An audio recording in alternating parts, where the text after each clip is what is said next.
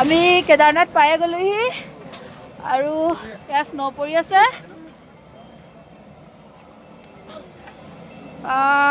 ঠাণ্ডাত অৱস্থা বেয়া, কিন্তু কথা হ'ল স্ন' এনজয় কৰিব নাই পৰা। অৱস্থা বেয়া চবৰে।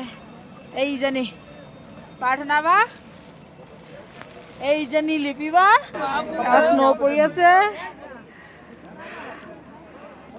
আৰু এতিয়া সময় 5:03 আৰু আমি বাবাৰ ওচৰত পাই গ'লোহি।